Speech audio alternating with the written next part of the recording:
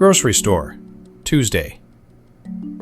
You've got a lollipop, a banana, and exactly 0 time. The card comes out of your pocket and starts moving toward the reader. This card is about to move actual money in about 1 second, and it has no battery. So how does something with no power at all talk to a bank? Let's find out. 2 centimeters above the terminal. That's where we are. In about 1 second, this thing will beep, and you won't even look up. But before that beep happens, I need to tell you something about your card. Something almost nobody thinks about. And that is not a figure of speech. No cable, no power, no hidden battery. 0. Check it. Flip it over. There's no charging port. There's no on switch. You have never charged this thing in your life, and it has never once complained. You do this every day. Twice, maybe. Hundreds of times a year. And you have never once wondered where the power comes from. So, back to our question. And the answer starts with something you cannot see.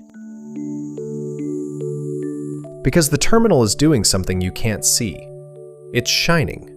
Not with light, with radio. A field humming 13.56 million times a second. And it's tiny. A bubble reaching out about 4 centimeters. One hand width away, there is nothing. No signal, no power, silence. But inside that bubble, everything. You know those little solar calculators? No battery. Put them in the light. They wake up. Your card is exactly that.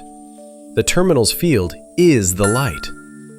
Inside the card, wrapped around the edge, there's a thin metal loop. An antenna. The field pushes energy into that loop.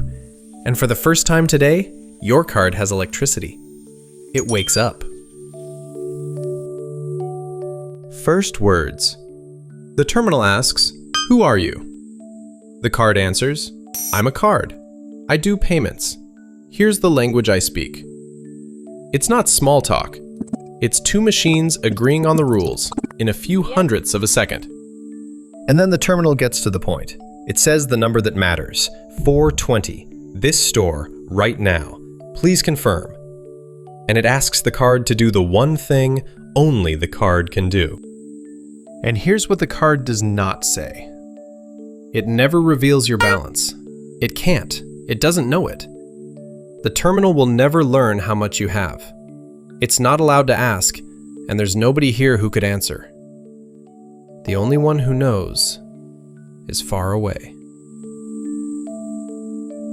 Deep inside the chip, there's a secret, a key. It has never left this card, not once. No screen has ever shown it. No person has ever read it. Machines wrote it into the chip. Machines sealed the door, and then everyone agreed to never open it again. With that secret, the card signs this payment, this amount, this terminal, this moment. The result is a one-time signature, a code that is valid exactly once and then never again. Copy it? Useless. It's already used. Record the radio? Doesn't matter. The next payment gets a different one. It's a handwriting that changes every single time, and your bank can still prove it's yours. Radio part, done.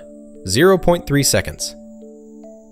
And our hero, work finished, is already asleep again. Now the request has to travel. Because remember, the terminal can't say yes, only your bank can. And this part should feel familiar.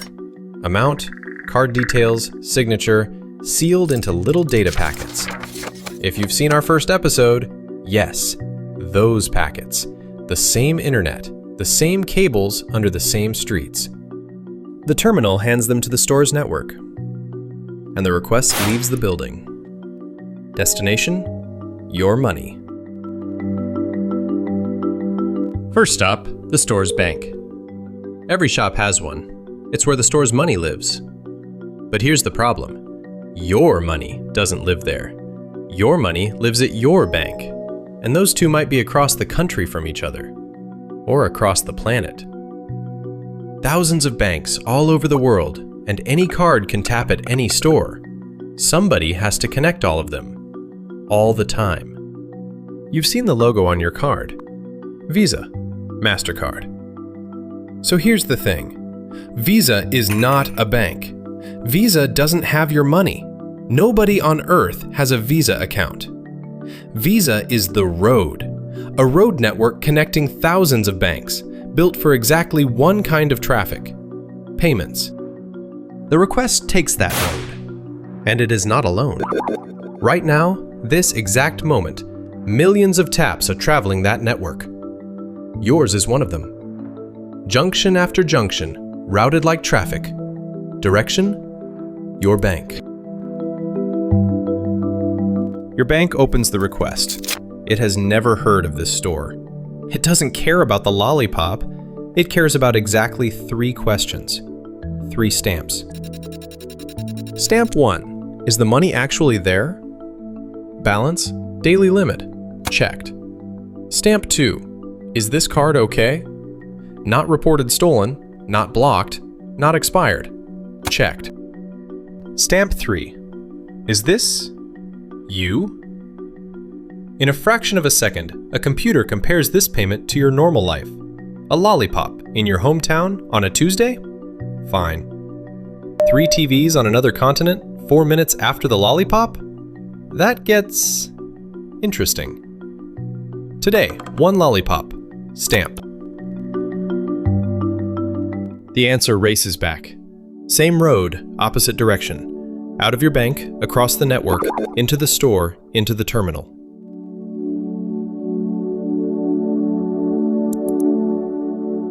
And the terminal does the only thing it ever does to celebrate. Beep. That beep is not the machine being polite. It's not a sound effect. That beep is your bank speaking. 1 second ago, this terminal asked your bank a question it could not answer itself. The beep is the answer, the whole answer. 1 tiny word. Yes. Time back on. You take your lollipop. The cashier says, "Have a nice day."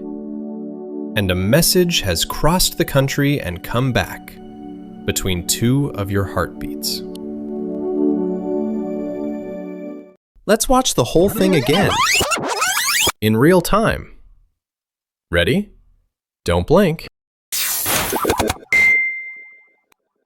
That was it. All of it. Once more, slow. 0.005. The card wakes. 0.05. Hello. 0.3. The signature. 0.6. Your bank. 0.9. 3 stamps. 1.2. Beep. A dead card, woken by light, signing once, traveling the road between banks, faster than you can blink. The card goes back into your pocket. The field fades, and it falls asleep instantly. Mid-thought. No battery, remember? It'll sleep there, in the dark, until the next beam of light wakes it.